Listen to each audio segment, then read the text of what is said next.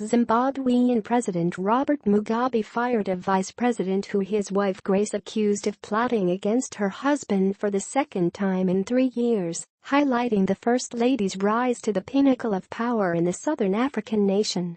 The dramatic dismissal of Emmerson Mnangagwa on Monday came a day after Grace Mugabe publicly accused the former spy chief of plotting against the president. In 2014, similar allegations led to the ouster of Mugabe's then-deputy, Joice Mujuru, who like Mnangagwa fought in the liberation war against the white minority regime of Rhodesia.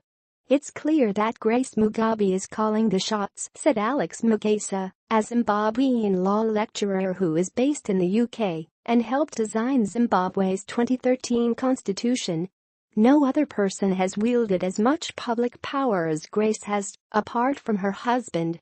She is certainly the most powerful person in Zimbabwe at the moment after Mugabe." Mnangagwa's firing marks a decisive break by Mugabe with allies who fought in the independence war and propelled him to power in 1980, as well as a victory for Grace's Generation 40 faction of younger members of the Zimbabwe African National Union Patriotic Front. It comes amid growing tensions in the ruling party before elections next year, when it may face a 7-party opposition alliance that's capitalizing on public discord over cash shortages, crumbling infrastructure and a collapse in government services. The economy has halved in size since 2000.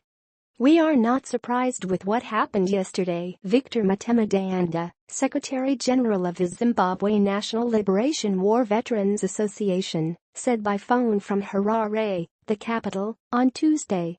"It is the work of our erstwhile enemies, since they have an agenda to remove every person who has liberation war credentials. Those who have become dear to the dear leader are calling the shots, but as war veterans we are not going to be defeated." Grace ready.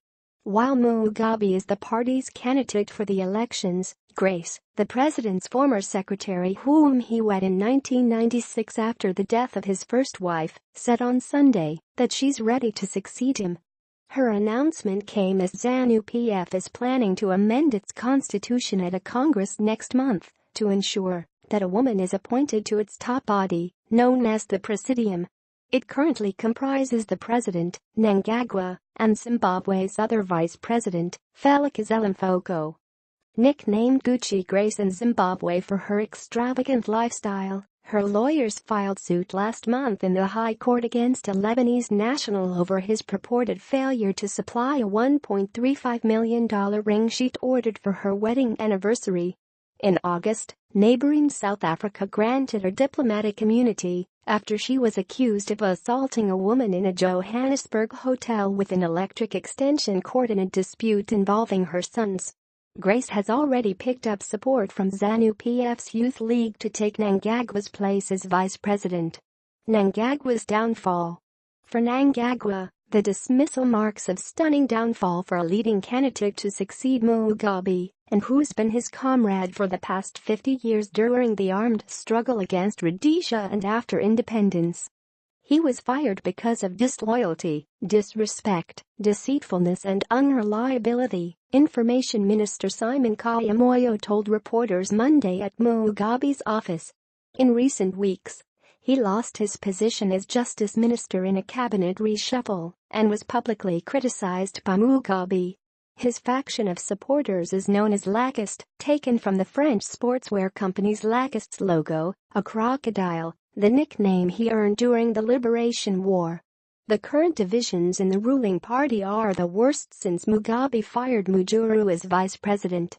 She's now part of the opposition alliance that includes former Finance Minister Dei-Vem and ex-Prime Minister Morgan Tsvangirai.